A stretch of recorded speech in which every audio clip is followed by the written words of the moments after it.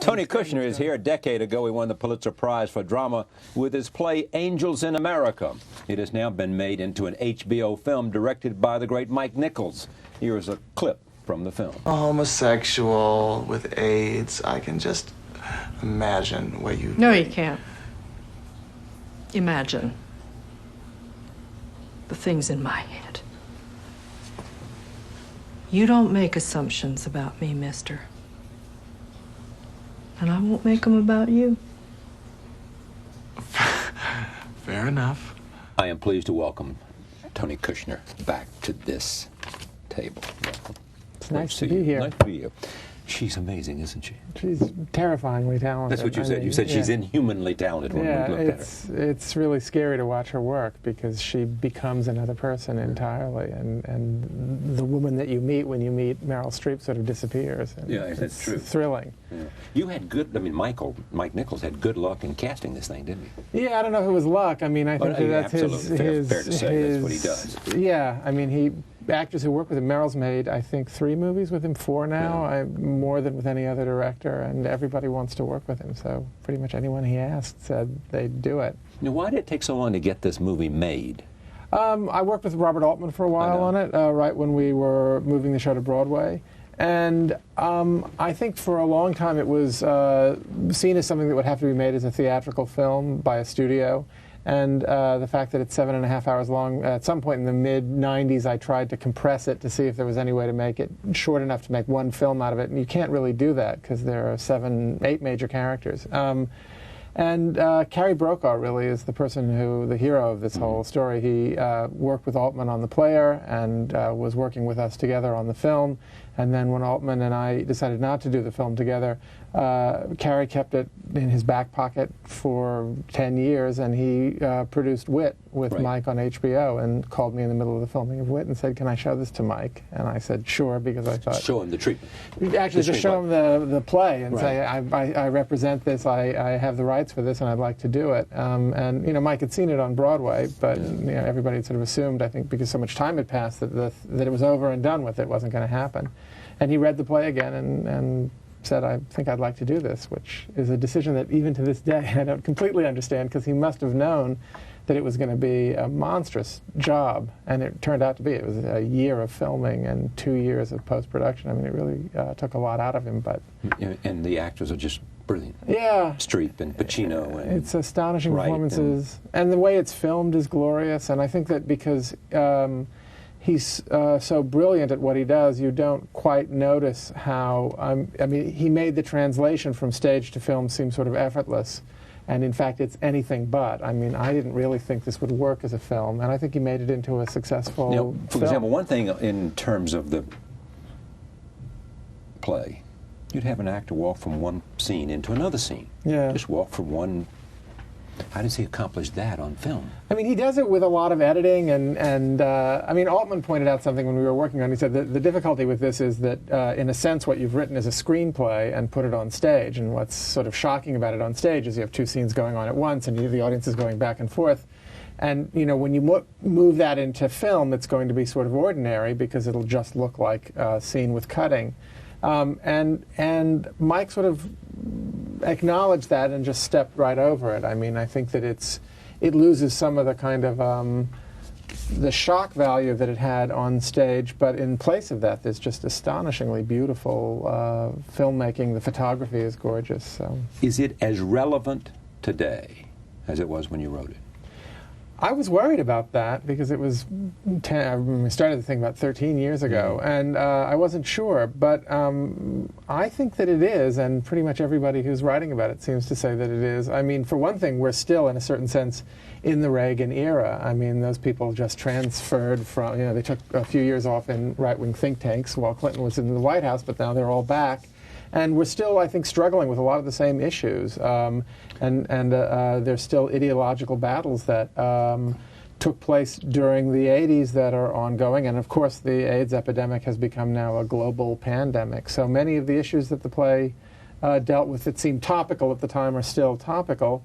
Also, the play is about love and betrayal and identity and confusion and the lies you tell yourself, and those things. Things that lives are about. Things that go on forever. We'll be still wrestling with those things, 100 years from now. So the play seems to have at least lasted 10 years. Are we worse off today with respect to AIDS than we were?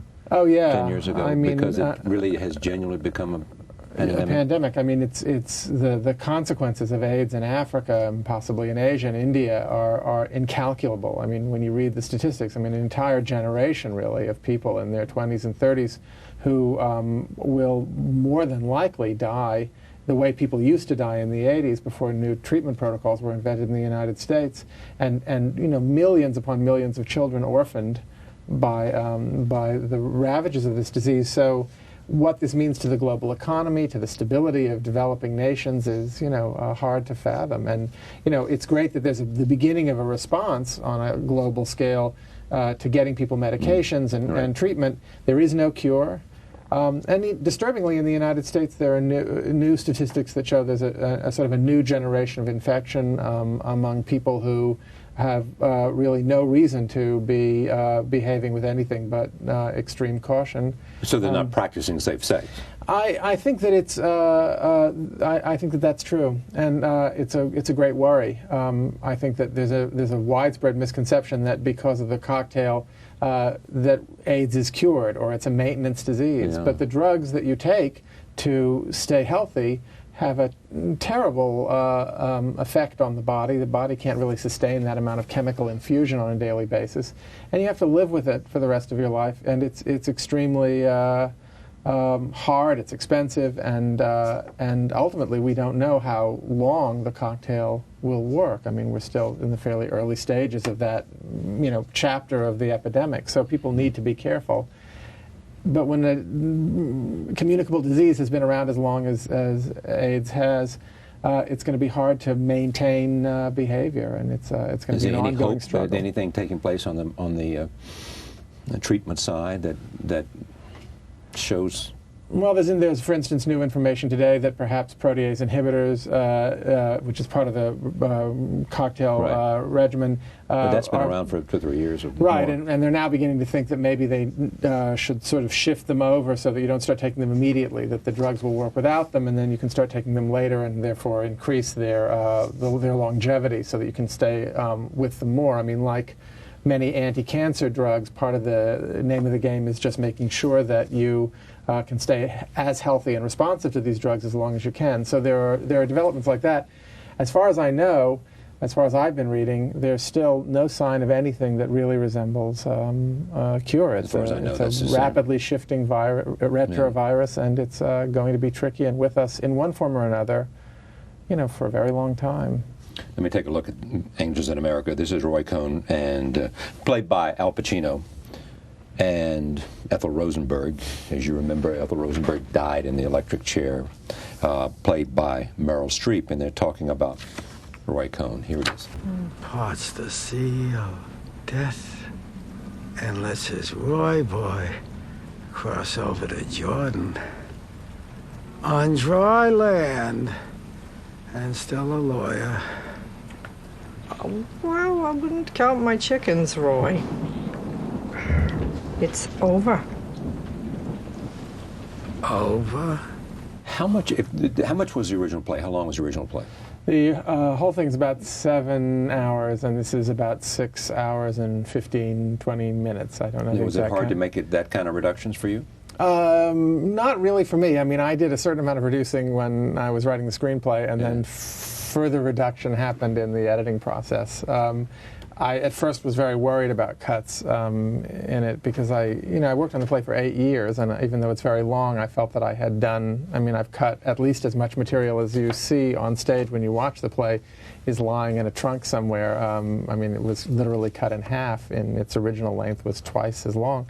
I was worried that we were cutting out too much, but once I saw the rough cut, I realized that Mike had done, I think, an astonishing, and John Bloom, the editor, they managed to preserve all of what's important in the script and make it work on television, which is such a different medium, and I think it needed to be thinned out so that you could stand to watch it. It's so much closer to you than an actor on a stage, and that distance cools things off.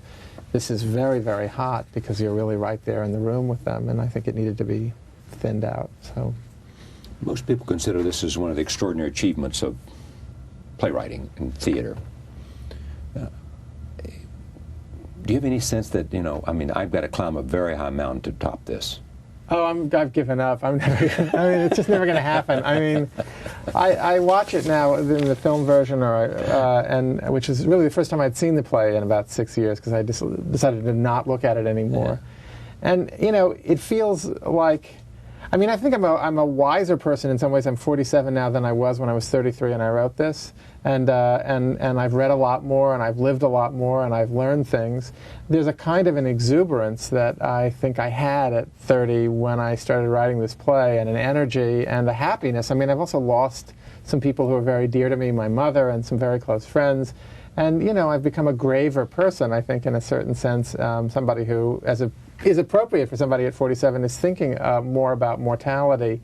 And so even though the play is dark, there's something sort of joyful in it, and I'm not sure that I can find that again. And that means that I've entered a new phase in my writing. And I like what I'm writing now.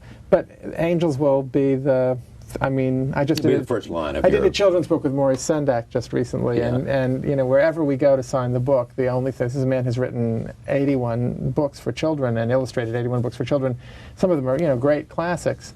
Everyone comes up and says, "Where the wild things are," and you have to sort of live with that. It's nice to have something that everybody reads. It's also a little painful because you've done a lot of other work, but I'll live with it. What's second favorite for you? Of my work or Maurice's? Yours. I love All My Children. I mean, I have this new musical that Carolina Change, which I think is in some ways the most tightly constructed thing I've ever written. I'm very proud of Homebody Cobble. I was on a show talking about that. Right. It's coming back to Brooklyn Academy of Music in the spring, and in a new version, and I'm very proud of that. And, so I don't know. It's great to have you here. It's lovely to be back. Thank you for joining us. See you next time.